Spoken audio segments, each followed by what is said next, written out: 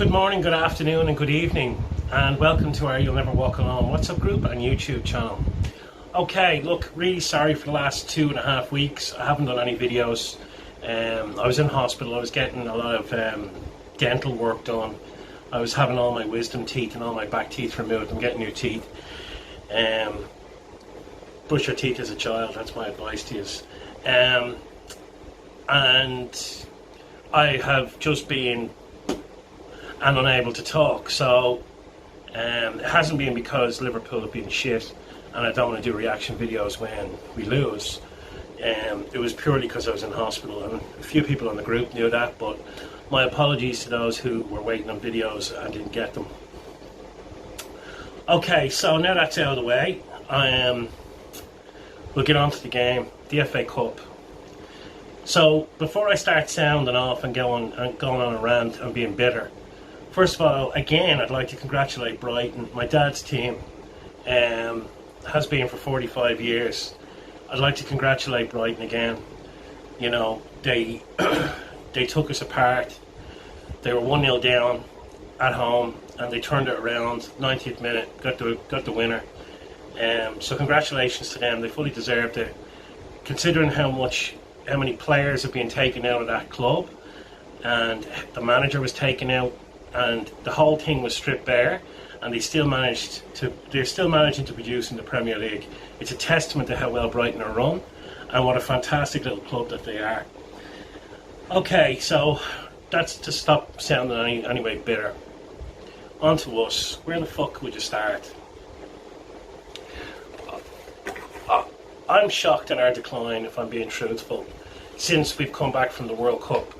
Even before the World Cup, at the start of the season up to Christmas, our performances were patchy at best. You know, we were okay in the Champions League, but the league form wasn't great. We hadn't started the cup competitions really. We only played a few shit teams, so no one was expecting anything other than wins. But really, since we've come back from the World Cup, we've been fucking atrocious. And a lack of investment has hurt us dramatically when we were on top. So after we won the Champions League, no players came in. After we won the Premier League, no players came in. And I know players came in, but like dons, guys who would get starts, not fucking kids who are prospects. Every club does that. Even the shit clubs down the bottom bring in kids 17, 18, 19 as, you know, potentials.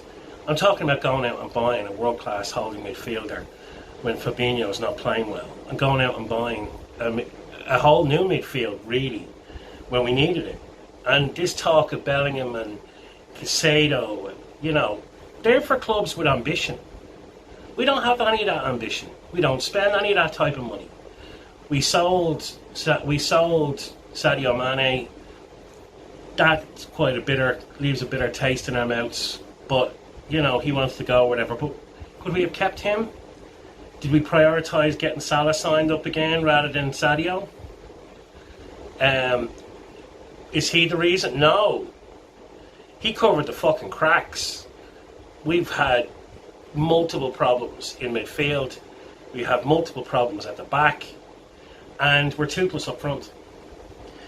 Sadio leaving has brought in Darren Núñez, who's been patchy. He's had some good games. A lot of the time he's been erratic. Jota injured, Diaz injured. We brought in Cody Gakpo. He's going to take a season to get up to speed with the Premier League. But really, did we need Gakpo when we had such problems in the middle of the park and can't hold the fucking ball up? I don't know. But everyone has to have a look at themselves at this club, because our decline has been more alarming than anything I've ever seen in Liverpool. I've never seen us go from being so strong to being so fucking toothless and shit. Like, it's really bad. And all the players are playing below themselves. And Jurgen can't seem to get a tune out of them anymore. Has the press been found out? Possibly. Whatever it is, everyone's playing below themselves. And it's hurting our performances. And teams like Brighton, who are well organised and well drilled, are smashing the shit out of us. And look, it doesn't come as any shock or surprise that Arsenal, who spent the most money in the transfer window in the summer, Newcastle, who spent a ton of money, Manchester United, who spent a ton of money, you know what I mean? They're benefiting from that and getting in players that and managers that will fit the system. Chelsea are a bit scattergun. It's just a rich boy with a new toy. He's just buying anyone who'll come. I don't want that, but we definitely need to look at FSG as an owner and how they've done great things, but they're going to destroy any goodwill and any legacy that they're going to leave behind by leaving Jurgen and wasting the last of the Jurgen Klopp years. Why get him to sign a new contract if we were going to fucking starve him of players? It's just a fucking folly. It's a waste of time. A manager's very important, but so is improving the fucking team. I don't care about stands and training ground upgrades and all that. You should be doing that anyway. You need to get the best out of the product of what you have. That's your main engine of operations. You should have a decent fucking run of operations. You're already in Kirby, which was about 700 years older than God. It needed an upgrade. It should have been done fucking 20 years ago. The stadium, you know, so what? Okay, so they built a few new stands. Who gives a fuck? You get more fans in. What, to watch us being shit? So, as far as the game goes, Elliott scores first, and then we capitulate. And let them back in the game, and then let them take it and win it. Do I care about the FA Cup? Not really. Do I care about the Carabao Cup? No, not at all. But it's the performances that are really concerning. Our last league game with Chelsea, where it was 0-0, we didn't deserve to fucking draw that game at home. We deserved a loss there. And then we lost 3-0 to fucking Brighton at the Amex. And deserved it. We got hammered. So I don't know what Jurgen Klopp's saying that, you know, things are improving. I don't know fucking what game he's watching. But from where I'm watching, nothing is improving. If anything, it's getting fucking worse. Andy Robinson came out after the game and said that it's getting worse. And that's the truth of it. It's getting worse. Anyway, I'll do a player ratings based on the game. I'm just shitty at the whole team. So it's very hard to review it again because it's the same shite that I could have reviewed this game, the Chelsea game, the game against Brighton, all the same fucking problems. But they're not being fixed.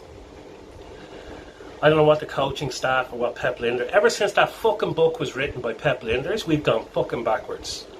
So there's some food for thought. Anyone who bought that book, you've helped destroy the fucking legacy of this club. Anyway, I'll do the player ratings next.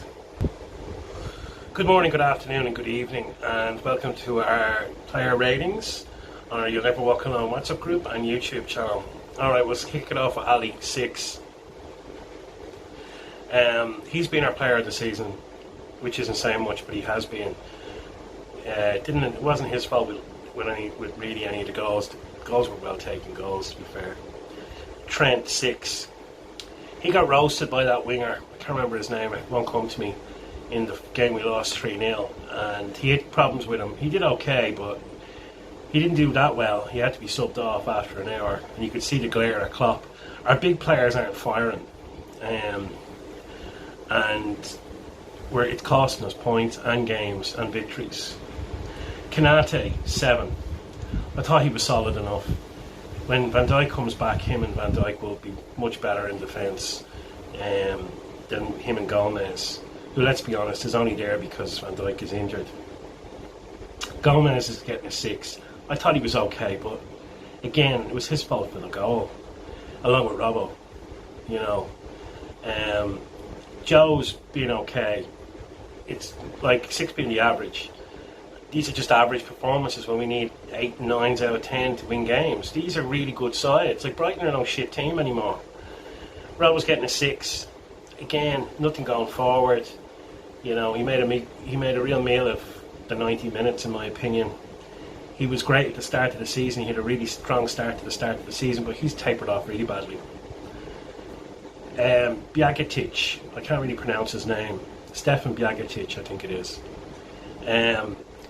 He's getting an 8 out of 10. What a player he is at 18 years of age. Will he be the reason why we won't buy a fucking midfielder? I certainly hope not. as great and all of a talent as he is, and he's a fantastic little footballer, there's no question about it. He reads the game well, he was playing as a holding midfielder. But, yeah, see what I mean about 18-year-old kids being asked to do man's jobs? It's just, you know. Thiago gets a 7. Look, Thiago's a beautiful footballer to watch. And when we're winning and we're on top, he excels. But when we're in the trenches, he's a luxury player, I think, that struggles in a lot of games. Now, he gets a 7 out of 10. He didn't really struggle today or last night. But, you know, I'm looking at these as over the course of the last few matches rather than just one game. Naby's getting a 7. This is his third start. I thought Naby did all right. Look, we didn't get overrun like we did in the league game. We were doing all right at certain points. But, like, this is Liverpool. We should be beating the shit out of Brighton. Like, beating the shit out of Brighton. Elliott's getting an 8. Another goal from him. Well taken goal as well.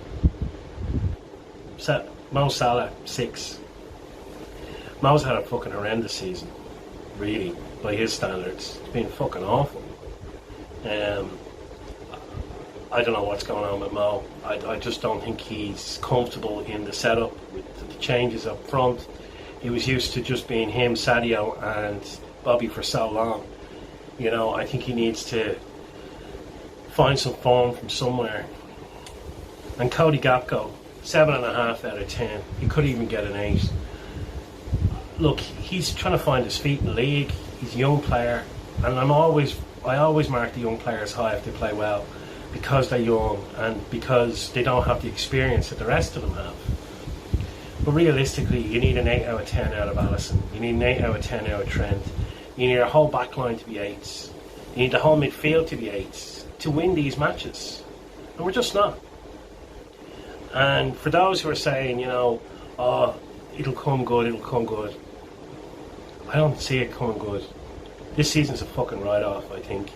I think our match against Real Madrid could be a very chastising experience over 2 legs. But then again, we could turn Real Madrid over in the fucking Champions League, because we can do anything in Europe, you know, on one-off games. But our league form is a fucking real concern. And top 4 looks to me like it could be out of reach by the way we're playing. It's not where we are in the table, and teams can drop points, of course. It's just how we're performing. Klopp's getting a 5. Whether we're learning the lessons, we're not getting better quick enough. And to say that we're not buying any players before the end of the window is obvious, because we do our business at the very start of every window. So whoever's coming in is coming in by the first fucking each time the window opens, or even before. We don't buy players at the end of windows or in the middle of windows like other clubs do. We fuck around. We buy who we're going to buy, and then we fuck around pretending that we're looking at players for the rest of the window, and then it's gone. I'm very disappointed. I'm broken and I'm crushed. I know Manchester United fans are having a good laugh at us, and that's alright, because I've laughed at them for 5 or 6 fucking years. Since Ollie the Wally was there, basically since Ferguson left, it's been a fucking disaster. Mourinho was always good fun to watch.